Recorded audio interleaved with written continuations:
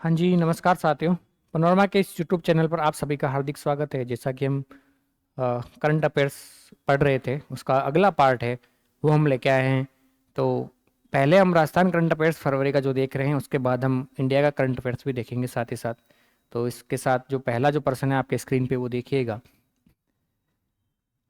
आज वैसे महाशिवरात्रि है, तो आप सभी को महाशिवरात्रि की हार्दिक शुभकामनाएं। भगवान जो महादेव है आपको आपकी जो लक्ष्य है उसको अचीव करने में, उसको आप जिस लक्ष्य के लिए तत्पर हो उसमें आप सारे सक्षम हो और आपके सारे जो सपने हैं वो पूरे करें। तो पहला जो पर्सन है आपका वो हम देख लेते हैं। Clean and green technology development centre की स्थापना हेतु आरएसपीसीबी ने किसके साथ एमयू किया है? ये आपके जो है इसका नाम राजस्थान जो पर्यावरण एवं प्रदूषण नियंत्रण जो बोर्ड है वही है। तो किसके साथ? IIT Jodhpur, MNIT Jaipur, Rajasthan central university और आईआईटी दिल्ली। तो किसके साथ इन्होंने एमयू किया है? वो तो आपके किया है एमएनआईटी जयपुर के साथ। कितने का किया है? 250 करोड़ का। कितने रुपए का? 250 करोड़ का।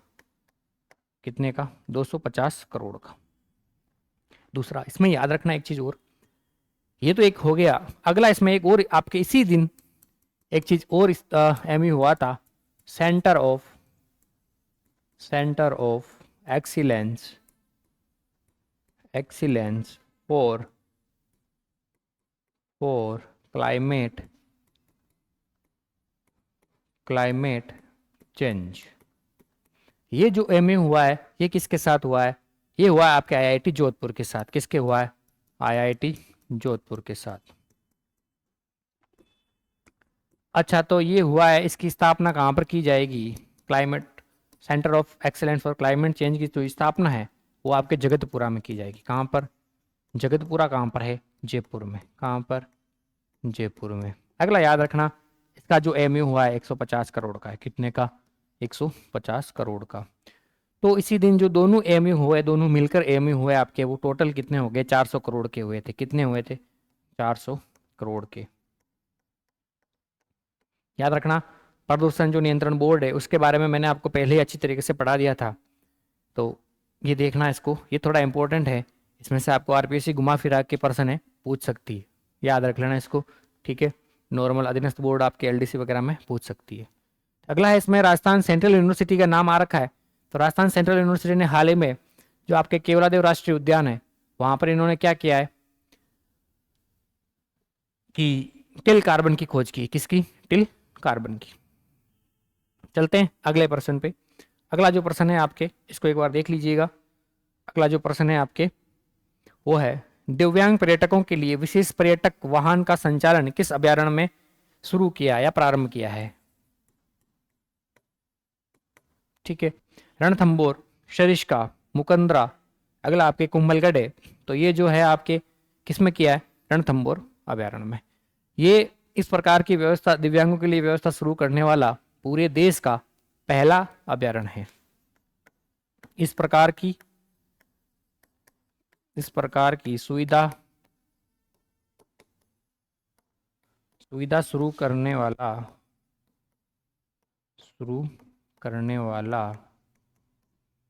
देश का पहला अभ्यारण्य है। देश का पहला अभ्यारण्य है, याद रखना। अगला इसमें रणथंबोर नाम आ ही गया है तो विश्व बैंक की सहायता से एक जेब जो परियोजना चलाई गई थी आपके 2004 में, वो बंद हो चुकी है।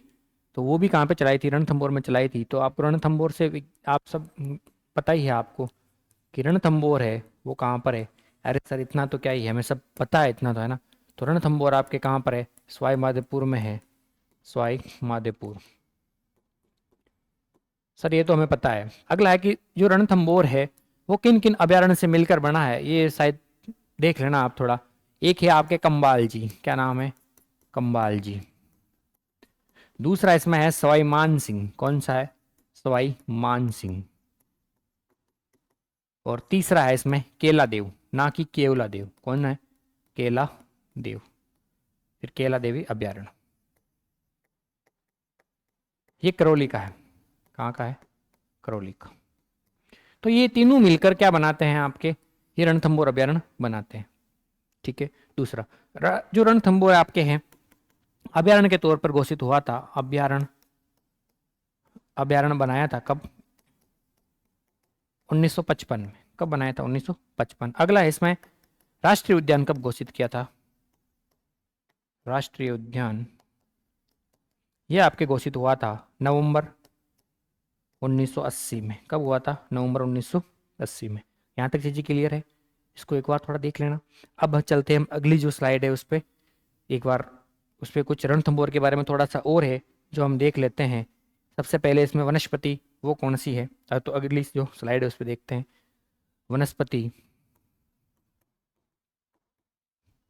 वनस्पति वो कौन सी है? शुष्क पतझड़ी है। कौन सी है?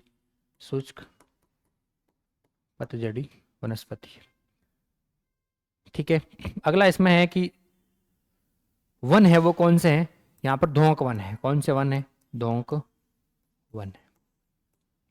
कुछ चीजें आपको और इसमें पूछी जा सकती है, वो इस प्रकार से है कि एक अमजोर क्या है? एक आपके पद्म तालाब,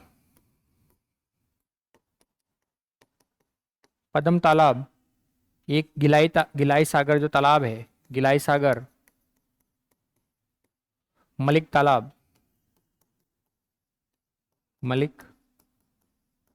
तालाब। इसके साथ साथ इसमें दो तीन चीजें और है, वो भी आप देख लेना। एक है आपके राजबाग तालाब। कौन सा? राजबाग तालाब। तो ये सारे जो भी है ये किस में है? ये रणथंभौर अभयारण्य में ही है। किस में है? रणथंभौर अभयारण्य में है। रणथंभौर अभयारण्य में ही है।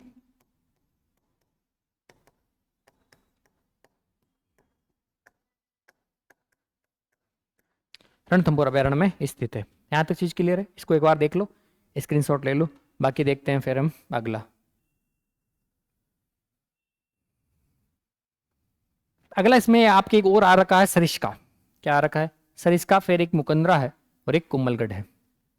ठीक है, इनको थोड़ा सा देख लेते हैं आप। हालांकि सब ने पढ़ ही रखा है, लेकिन कुछ इंपॉर्टेंट जो चीज़ है वही इसमें देखेंगे, कोई ऐसा वो नहीं है, तो सबको पता ही है वैसे तो। तो हम देख लेते हैं कुंभलगढ़ का, देख लेते हैं थोड़ा। ये आपके है कुंभलगढ़।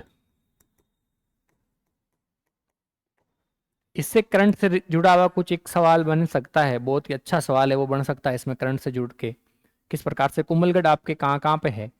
तो सबसे पहले 3 जिलों में है, उदयपुर, पाली और राजसमंद।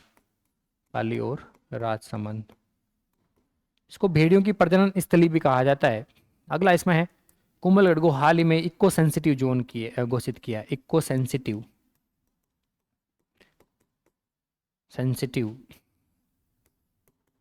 जो जोन है वो घोषित किया है। यानी यहाँ पर कोई भी है वो खनन या फिर जो अवैध जो गतिविधियां हैं वो संचालित नहीं कर सकता। इसको इको सेंसिटिव जोन, यानी जो आपके जंगली जो पशु पक्षी जानवर जो भी है उनका संरक्षण यहाँ पर अच्छी तरीके से किया जाएगा। ये जो इको सेंसिटिव जोन घोषित करने का जो आपके आधार है, आधार क्या है? आधार आपके है पर्यावरण संरक्षण अधिनियम। पर्यावरण संरक्षण अधिनियम 1986 है। इसका आधार पूछा जा सकता है, आधार याद रख लेना। ठीक है, अगला है इसमें कितने किलोमीटर है? 1 किलोमीटर का जो आपकी रेंज तो कितनी रखी है? 1 किलोमीटर का रेंज कितनी है? 1 किलोमीटर तक। अगला है इसमें कितने गांव शामिल है टोटल? तो टोटल अगर सीमा की बात करें तो सीमा लगेगी आपके, वो हो जाएगी आपके लगभग 243 किलोमीटर। 243 किलोमीटर यानी 94 जो गांव हैं उनमें इतनों में ये क्या किया है? इको सेंसिटिव घोषित किया है। राजस्थान का पहला इको सेंसिटिव जो जोन था वो आपके कौन सा था? राजस्थान का पहला इको सेंसिटिव जो जोन था वो था आपके माउंट आबू। कौन सा था? माउंट आबू। माउंट आबू को कब बनाया था? 2009 में बनाया था। कब बनाया था? 2009 में बनाया था। ठीक है, तो ये था कुंभलगढ़ के बारे में कुछ इंपॉर्टेंट जो चीज़ें थी वो। अब कुंभलगढ़ के बारे में अगला आपके हैं इसमें एक आपने देखा था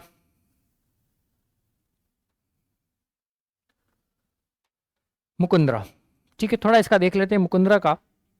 नॉर्मली जो कुछ चीज़ें हैं वो देख लेते हैं। मुकुंदरा, क्या आपको पता है कि मुकुंदरा की जो पहाड़ियां हैं और मुकुंदरा जो आपके अभयारण्य है, वो दोनों एक ही जिले में है या फिर अलग अलग जिले में है? आप दो मुझे कमेंट करके बताना कि किस प्रकार से क्या है। देखो, मुकुंदरा जो आपके है, मुकुंदरा जो अभयारण्य है, वो तो आपके है कोटा और झालावाड़ में। किसमें है? कोटा और झालावाड़। जबकि जो पहाड़ियां हैं वो किन जिलों में स्थित है? आपको बताना क्या है कि जो मुकुंदरा जो पहाड़ियां हैं, यानी मुकुंदरा जो हिल्स है, वो कहाँ पे है? क्या बताना है कि मुकुंदरा जो हिल्स है, मुकुंदरा हिल्स, वो किस जिले में है? किस जिले में है बताना जरूर। ठीक है, अब देखते हैं। मुकुंदरा कोटा और झालावाड़ की सीमा पर है। इसमें आपको ज़्यादा कुछ याद रखने वाली चीज़ें है नहीं। एक आपके अबली मीणी का महल, अबली मीणी का महल, जो कि राजा महाराजा जो माधो सिंह थे उन्होंने बनाया था। अगला इसमें रावठा महल। कौन सा? रावठा महल। अगला है आरचोमा या फिर आपके भीमचोर मंदिर, भीमचोरी मंदिर, जो कि एक गुप्तकालीन मंदिर था। ठीक है, यहाँ तक चीजें क्लियर है। अगला इसमें आप देखना कि दो एक ओंदिया है यहाँ पर, ओंदिया, जो कि अवलोकन, यहाँ पर अवलोकन किया जाता था। जो शेर चीता वगैरह है उनमें एक दो का उसमें नाम लिख लो आप। एक अमजोर करके है, क्या है? एक अमजोर है, सामरा है, तलाई है। एग्जाम्पल बात करते हैं तो तलाई, बोड़ा, अमजोर, ये एक झरोखे हैं जहाँ से मतलब वो निरीक्षण या फिर देख रेख करते थे कि भाई कोई शेर चीता मतलब देखने का काम वो किया जाता था यहाँ पर। तो ये औंधिया ये भी इसमें ही स्थित है। ठीक है, तो ये था मुकंदरा अभयारण्य के बारे में। नॉर्मली था, ऐसा कुछ नहीं है उसमें, तो देख लेना इसको थोड़ा। फिर अब चलते हैं अगले जो पर्सन है उस पर। अगला है आपके इम्पोर्टेंट पर्सन बन सकता है कि एशियन राइफल पिस्टल चैंपियनशिप 2026, जो इसका आयोजन नई दिल्ली में अभी हाल ही में पूरा हुआ है, सत्य कथनों का चयन करना है। किसका करना है? सत्य कथनों का। देखना इसमें कि शिक्षा सारण ने 10 metre air pistol team event में क्या जीता है? गोल्ड मेडल जीता है।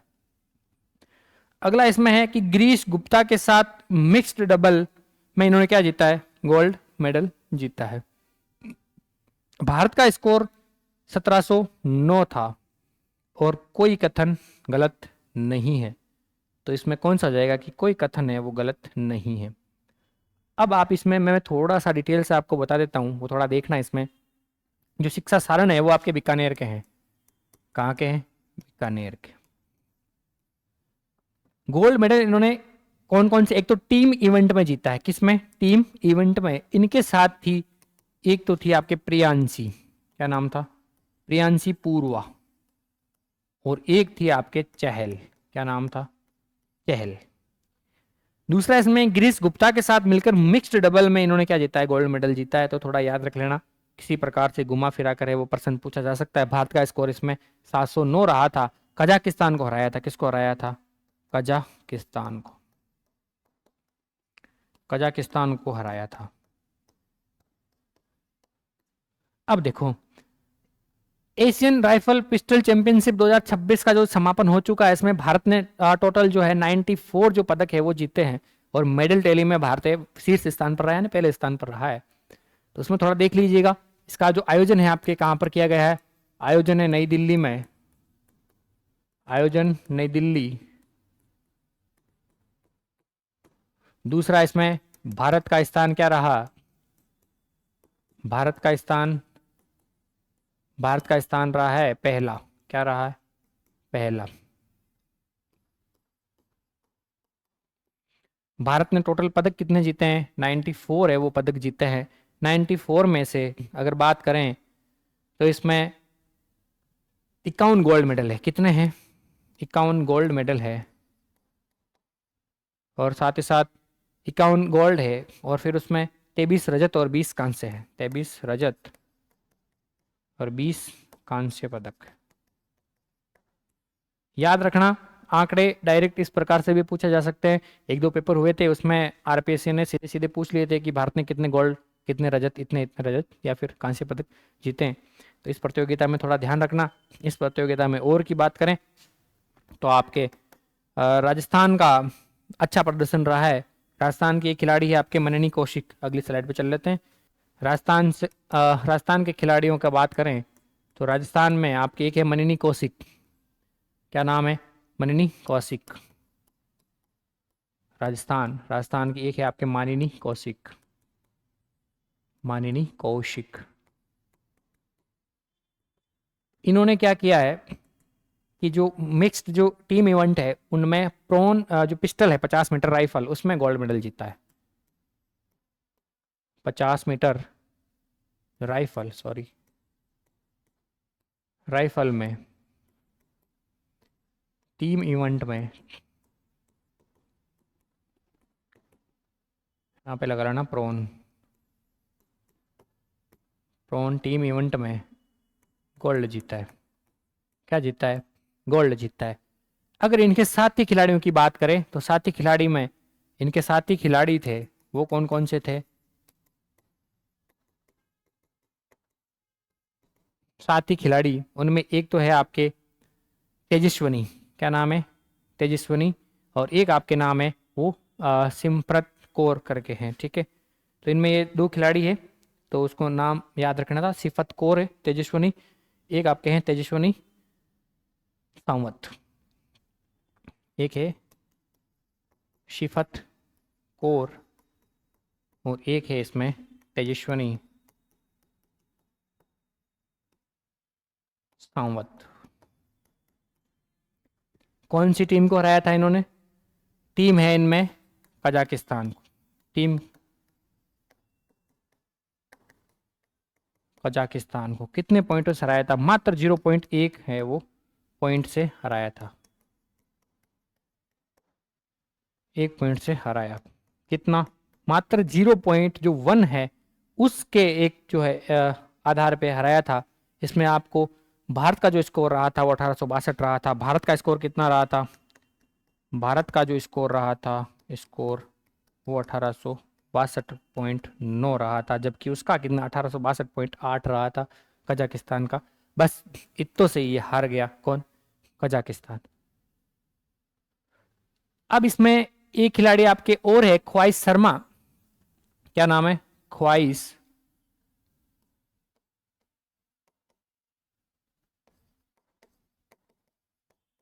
ख्वाइश शर्मा।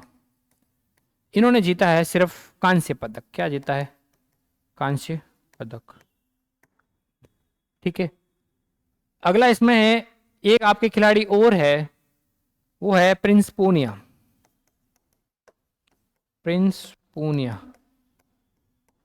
प्रिंस पूनिया इन्होंने जीता है गोल्ड मेडल। क्या जीता है? Gold medal. तो ये है एशियन जो चैंपियनशिप हुई थी आपके राइफल पिस्टल चैंपियनशिप, उसके बारे में कुछ इंफॉर्मेशन थी जो आप देख लेना एक बार अच्छे से। ये आपके इंपॉर्टेंट पर्सन बन सकता है तो इसको थोड़ा देख लेना ढंग से। फिर चलते हैं नेक्स्ट क्वेश्चन पे, इसका स्क्रीनशॉट ले लो, एक इसको देख लो, फिर अब चलते हैं नेक्स्ट। अगला है अंतर्राष्ट्रीय टाइगर हाफ मैराथन के बारे में गलत जो कथन है वो कितने हैं? पढ़ना है फिर आपको बताना है कि कितने गलत है। पहला इसका आयोजन है वो अलवर में प्रताप गेट पर किया गया, ये बिल्कुल सही है। अगला इसमें इसमें देश 8 देशों ने भाग लिया था और धावक थे 18,600। इसमें कितने धावक है? 18,600। फिर एक इसमें विजेता जो पुरुष रहा है वो साइमन और महिला रही है वो डायना, दोनों जमैका के हैं। अगला इसमें विजेता जो राशि है वो आपके 6,65,000 रुपए है, जबकि ऐसा नहीं है। इसमें कितना है? देखना है कि 2 युग्म गलत है, 4 युग्म गलत है, 3 युग्म गलत है, केवल 1 युग्म गलत है। तो इसमें केवल और केवल एक ही युग्म है वो गलत है। कौन सा? ये इसमें जो राशि है वो 6,67,000 और ये रुपए हैं, ठीक है। तो 6,67,000 रुपए की जो विजेता राशि है वो दी जाती है। इसका आयोजन कहाँ पर हुआ? अलवर में। एलिट जो कैटेगरी है 21 किलोमीटर की थी। कितनी? एलिट जो कैटेगरी वो आपके 21 किलोमीटर की थी। कितनी की थी? 21 किलोमीटर की थी। जो पूरी जो मैराथन होती है वो 42 किलोमीटर की होती है, इसलिए हाफ थी, तो ये कितनी की हो गई आपके? 21 किलोमीटर की है।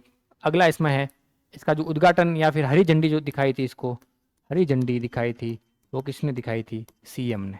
किसने? सीएम ने। ब्रांड एम्बेसडर कौन था इसका? ब्रांड एम्बेसडर की बात करें, एम्बेसडर की बात करें तो ये कौन था आपके? रणदीप हुड्डा। रणदीप हुड्डा, ठीक है। यहाँ तक चीज़ें क्लियर है? इसको देख लीजिएगा एक बार, फिर चलते हैं नेक्स्ट क्वेश्चन पे।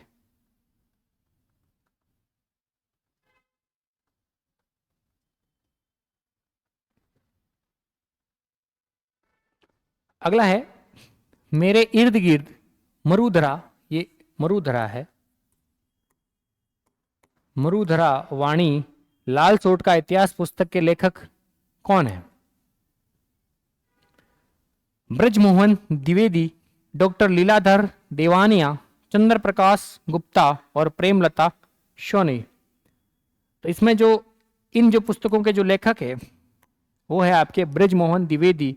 विमोचन किया है, विमोचन इन पुस्तकों का वो है आपके विधानसभा अध्यक्ष ने। किसने? विधानसभा अध्यक्ष कौन है? वासुदेव देवनानी जी। दूसरा इसमें एक और नाम आया आपके सामने, डॉक्टर लीलाधर देवानिया। इनकी एक कविता संग्रह है, उसका नाम है जिंदगी मुस्कुराती रहे। कौन मुस्कुराती रहे? जिंदगी मुस्कुराती रहे। जिंदगी मुस्कुराती मुस्कुराती रहे, इन्होंने ये पुस्तक लिखी है। अगला आपके एक नाम है चंद्र प्रकाश गुप्ता। इनकी जो पुस्तक है वो शौर्य एवं शहादत को सलाम। इनकी पुस्तक कौन सी है? पुस्तक है वो है शौर्य शौर्य एवं शहादत शहादत को सलाम। शौर्य एवं शहादत को सलाम,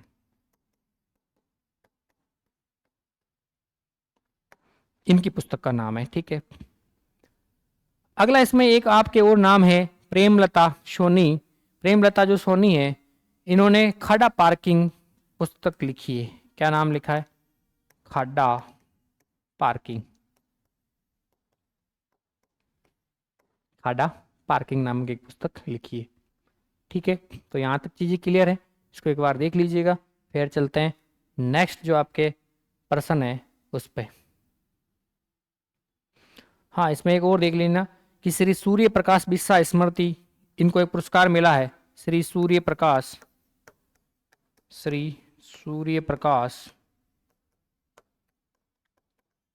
बिस्सा स्मृति महिला लेखन सम्मान। महिला लेखन सम्मान, ठीक है। किनको मिला है? प्रेमलता सोनी को। तो इनमें जो आपके आंसर हो जाएगा ये राइट हो जाएगा। क्या नाम है? इर्द गिर्द और जो मरुधरा वाणी है उन पुस्तक के लेखक कौन है? ब्रजमोहन द्विवेदी। ये सारी चीजें क्लियर है, फिर चलते हैं नेक्स्ट क्वेश्चन पे। अगला है आपके राजस्थान टेक्सटाइल एवं अपैरेल जो पॉलिसी है 2025 के बारे में कौन सा कथन सत्य है उसके बारे में चुनना है। थोड़ी इंपॉर्टेंट पॉलिसी है, देख लेना इसको। इसकी थीम क्या है? इसकी थीम रही है फाइबर से फैशन। थीम क्या है? फाइबर से फैशन है, जो कि एकदम सही है, इसमें कोई बड़ी बात नहीं है। लक्ष्य रखा है इसका राजस्थान राज्य में 1,000 जो करोड़ है आपके नया है निवेश को आकर्षित करना है, और इसमें 2 लाख रोजगार सृजन करना है। कितना? 2 लाख रोजगार सृजन करना है। 2 लाख रोजगार का सृजन करना है। अगला इसमें रखा है कि इसका जो पहली बार है, विस्तार की बात करें तो इसमें पहली बार गारमेंट मैन्युफैक्चरिंग को शामिल किया है। ये भी सत्य है, पहली बार इनमें क्या किया है, इस जो अब पॉलिसी है गारमेंट मैन्युफैक्चरिंग है उसको शामिल किया है। तो इसमें कोई भी कथन है वो गलत नहीं है। तो ये आपके ये जो है ये सही हो जाएगा। इसमें क्या पूछा है कि सत्य चुनिए, तो फिर कोई भी कथन गलत नहीं है, तो सारे के सारे क्या है, सत्य है, यानी सभी ही सत्य है। सभी क्या है, सत्य है। अब ये जो पॉलिसी है आपके फरवरी मार्च में आपके इसको प्रभावी हुई थी, फरवरी मार्च 2025 से। इसमें है क्या कि जो राजस्थान का जो टेक्सटाइल हब है, जो वैश्विक हब बनाना है राजस्थान को, गारमेंट्स एंड टेक्सटाइल हब में, टेक्सटाइल क्षेत्र में, ठीक है। तो कौन सा है, मार्च अप्रैल 2025 से कब कब कब तक चलेगी, 31 मार्च 2029, या जब तक कोई नई पॉलिसी नहीं आ जाए, जब तक कोई नई पॉलिसी नहीं आ जाए।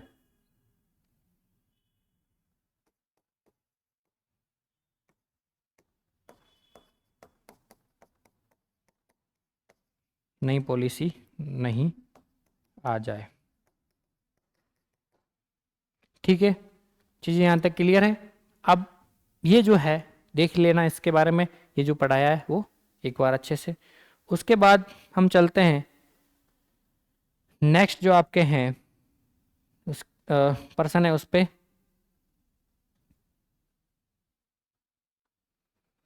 गणतंत्र दिवस 2026 की झांकी में किस विभाग की झांकी ने प्रथम पुरस्कार जीता है? शिक्षा विभाग की नई शिक्षा नीति, कृषि विभाग की नमो ड्रोन दीदी, ऊर्जा विभाग की सोलर दीदी, और संस्कृति विभाग की गैर नृत्य। इसमें जो आपके प्रथम पुरस्कार जीता है राजस्थान में, वो कृषि विभाग की नमो ड्रोन दीदी जो आपके पहल है उन्होंने जीता है। देखना नमो ड्रोन दीदी पहल क्या है, नमो ड्रोन दीदी, ये केंद्र सरकार की योजना है। किसकी है, केंद्र सरकार की एक पहल है, जिसमें ये बताया गया है कि भाई महिलाएं जो है, स्वयं महिलाओं जो स्वयं सहायता समूह जो चल रहा है, जो पंजीकृत जो महिला है वो क्या है कि ड्रोन पायलट बन सकती है। क्या बन सकती है, ड्रोन पायलट बन के जो खेतों में है वो कोई उर्वरक जो दवाई छिड़काव करना हो तो वो ड्रोन के माध्यम से कर सकती है। इससे जो खेती में जो तकनीकी जो विकास है वो ज़्यादा हो जाएगा, और महिलाओं को क्या है कि आपको इनकम है वो अच्छी हो जाएगी। तो केंद्र सरकार की एक परियोजना है जिसमें नमो ड्रोन दीदी जो है योजना ये शुरू की है। तो इसमें है क्या, ये केंद्र प्रायोजित है, ग्रामीण महिलाओं को लिख लेना इसमें, ये है क्या, केंद्र प्रायोजित।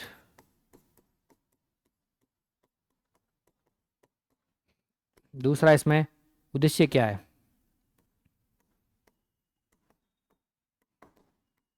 ग्रामीण महिलाओं को क्या करना है, तकनीकी रूप से उन्नत करना है। यानी ग्रामीण महिलाओं को क्या करना है, कृषि तकनीक में या फिर उन्नत करना है। ग्रामीण महिलाओं को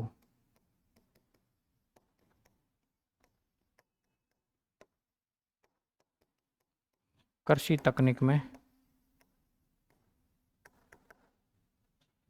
बेहतर बनाना। क्या बनाना है, बेहतर बनाना।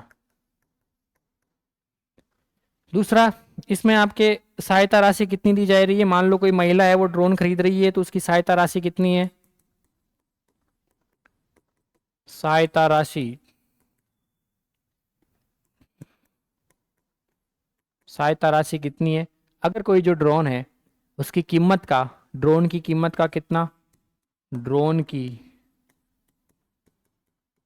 लागत का 80%, कितना, 80%। मैक्सिमम है आपको 8 लाख रुपए तक की वो है सहायता दी जा सकती है, 8 लाख तक मैक्सिमम। मैक्सिमम कितनी है, 8 लाख तक की। अब इसमें ये है कि भाई प्रशिक्षण दिया जाएगा, तो प्रशिक्षण भी आपको 15 दिन का है वो प्रशिक्षण दिया जाएगा। कितने दिन का दिया जाएगा, 15 दिन का प्रशिक्षण दिया जाएगा। प्रशिक्षण वो है आपके 15 दिन का, कितना है, 15 दिन का।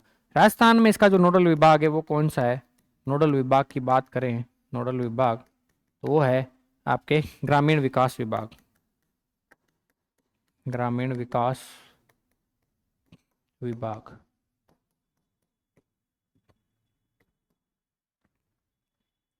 अगला ये है कि इसमें 80% तो इन्होंने क्या है कि ऋण ड्रोन की लागत का 80% तो सहायता राशि मिल गई, लेकिन मान लो जो शेष 20% है, शेष क्या है 20% है, 20% वो आपको लोन ले सकती है एग्री जो आपके फंड से उसके माध्यम से, एग्री फंड से लोन ले सकती है 3% सब्सिडी पर, 3% ब्याज सब्सिडी पर। यहां तक चीजें हैं क्लियर है। ये महिलाओं की जो सहायता करने के लिए पायलट ड्रोन बनाने के लिए ये योजना शुरू की है। इसमें आपके जो पात्रता है वो क्या है, पात्रता देख लेना इसकी, ऐसा नहीं है कि हर कोई महिलाएं इसमें है वो आवेदन कर सकती है। सबसे पहले इसकी फिर पात्रता देखते हैं। पात्रता पहला तो ये है कि ये केवल जो महिलाओं की जो उम्र है, उम्र आपके होनी चाहिए 18 से 45 वर्ष। कितनी? 18 से 45 वर्ष। दूसरा है कि इसमें जो पंजीकृत महिलाएं हैं, पंडित दीनदयाल उपाध्याय जो ग्रामीण विकास जो योजना है, राष्ट्रीय ग्रामीण आजीविका मिशन के तहत क्या होना चाहिए, पंजीकृत होनी चाहिए। केवल पंडित दीनदयाल अंत्योदय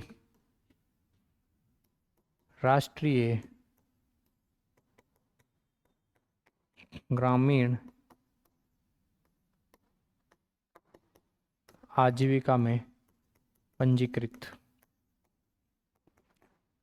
स्वयं सहायता समूह कोई, केवल। ठीक है, याद रखना। अगला इसमें है कि आपके जो शैक्षणिक योग्यता है वो कितनी होनी चाहिए। शैक्षणिक जो योग्यता है, शैक्षणिक जो योग्यता है वो कम से कम आपको 10वीं पढ़ी होनी चाहिए। कितनी? 10वीं तक, 10वीं तक। तो ये थी नमो ड्रोन दीदी के बारे में सारी चीज़ें, जो कुछ इंपॉर्टेंट चीज़ें थी वो मैंने आपको बताई है। इसको थोड़ा देख लेना। अब चलते हैं नेक्स्ट, ये भी देख लो, ये देख लो। ठीक है, अब नेक्स्ट जो पर्सन है उस पर चलते हैं। ग्राम पंचायत स्तर पर, ग्राम पंचायत स्तर पर स्थापित किए जा रहे अटल ज्ञान केंद्रों की प्रथम चरण में कितने केंद्रों की स्वीकृति मिली है। गांवों में युवाओं को क्या है कि तकनीकी शिक्षा में या फिर रोजगार कौशल बनाने के लिए सरकार या फिर वहां पर जो ग्रामीण जो युवा है उनको शिक्षा में बेहतरी प्रदान करने के लिए क्या कर रही है, आपको एक अटल ज्ञान केंद्रों की स्थापना कर रही है। वहां पर एक ई लाइब्रेरी की स्थापना की जाएगी जहां पर अच्छा इंटरनेट वहां पर प्रोवाइड करवाया जाएगा, साथ ही साथ वहां पर पुस्तकों का है वो उपलब्ध करवाई जाएगी, पुस्तकें। तो ये स्वीकृति जो मिली है आपके, कितने की मिली है? 1687, 3000, 25,000, 1800। तो 1687 की है वो आपको इसमें स्वीकृति मिली है कि आप भाई इतने जो अटल ज्ञान केंद्र है उनकी स्थापना कर लो। आपके गाँव में नाम सुना होगा, राजीव गांधी जो केंद्र है उन्हीं में ये इनकी स्थापना की जाएगी। तो याद रखना, ये मैं आपको पहले ही बता चुका हूँ। प्रथम चरण है, उसमें लगभग जनसंख्या कितनी होनी चाहिए? 3000 जनसंख्या होनी चाहिए, तब जाके अटल ज्ञान केंद्रों की स्थापना होगी। फिर है कि उसमें कौन से स्तर पर? ग्राम पंचायत स्तर पर होनी होगी। इसमें ई लाइब्रेरी है। सुविधा क्या क्या दी जाएगी? सुविधा ई लाइब्रेरी की, ई लाइब्रेरी, साथ ही साथ इंटरनेट, फिर है कि आपके पुस्तकें, इस प्रकार से सारी सुविधाएं हैं वो यहाँ पर दी जाएगी। तो ये क्या है? अटल ज्ञान केंद्र कितनी हो चुकी है? 1687। ठीक है, यहाँ तक चीज़ें क्लियर है, इसको देख लो एक बार। फिर चलते हैं नेक्स्ट पे। अगला है जनगणना 2027 के बारे में कौन सा कथन गलत है? जनगणना 2027 के बारे में कौन सा कथन है वो गलत है? देखिएगा, पहली बार डिजिटल जनगणना हो रही है। प्रथम चरण 1 मई से 15 मई तक इसे स्वगणना नाम दिया है। क्या नाम दिया है? स्वगणना। यानी जो प्रथम, इसमें पहली बार है वो डिजिटल गणना की जा रही है, और जो प्रथम चरण है उसमें 1 मई से 15 मई तक जो जनगणना डिजिटल की जाएगी उसका क्या नाम है? स्वगणना है। अगला इसमें है कि इसी चरण में यानी प्रथम चरण में 15 से 14 जून तक चलेगा। इसमें मकानों का सूचीकरण किया जाएगा। किसका किया जाएगा? मकानों का सूचीकरण किया जाएगा। दूसरा है कि जनगणना गृह मंत्रालय द्वारा करवाई जाती है, इसमें से कोई कथन है वो गलत नहीं है, तो ये सही है, इसमें कोई भी कथन गलत नहीं है। जनगणना जो कि 2000 आपके 16वीं जनगणना है आपके, शुरुआत से लेकर अभी तक 1872 में पहली बार जो आयोजन किया गया था, उसके बाद 1881 में वास्तविक रूप से उसका आयोजन किया जा रहा है जनगणना का। तो ये जो जनगणना है आपके 16वीं जनगणना है। कितने नंबर की है? 16वीं जनगणना। आजादी के बाद की बात करें तो आजादी के बाद है ये आपके, आजादी के बाद 8वीं, आजादी के बाद कौन से नंबर की है? 8वीं। अब आपके जो जनगणना है वो किस प्रकार का विषय है वो देख लेना। जनगणना जनगणना है वो आपके हैं संघ सूची का विषय है। किसका है? संघ सूची का विषय है। दूसरा है कि ये 7वीं अनुसूची में उल्लेखित है। किसमें है? 7वीं अनुसूची में, 7वीं अनुसूची में। तीसरा है कि ये 7वीं अनुसूची के अनुच्छेद की बात करें तो अनुच्छेद है आपके 246। अनुच्छेद कौन सा है? 246 है। इसमें थोड़ा देखना, फिर हम चलते हैं आगे जो नेक्स्ट है उस पे। अब इसमें जो जनगणना आपके की जाएगी वो 2 चरणों में की जाएगी। कितने चरणों में? इस बार की जो जनगणना है आपके, जनगणना के 2 चरण होंगे। कितने चरण होंगे? 2 चरण होंगे।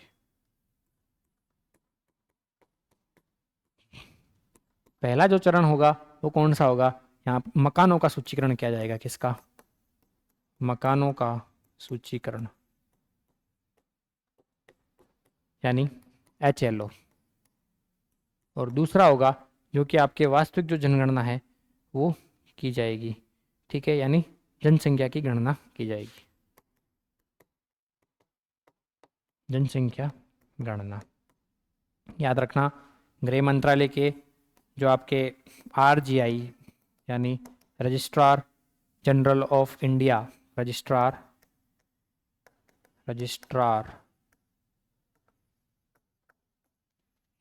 जनरल ऑफ इंडिया, वो इनकी जनगणना का कार्य करते हैं। ये क्या करते हैं? जनगणना का कार्य। कौन है वर्तमान में? वर्तमान में आपके हैं, वर्तमान में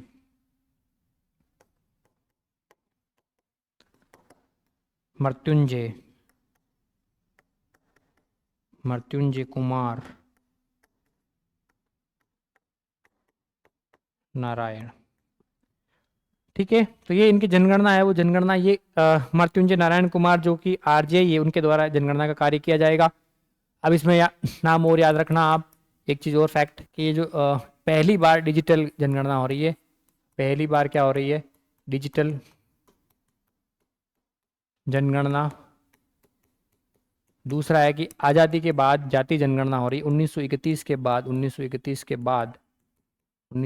के बाद जाति आधारित जनगणना भी हो रही है। जाति आधारित जनगणना। ये सारी चीज़ें इंफॉर्मेशन है, इसको एक बार थोड़ा देख लीजिएगा।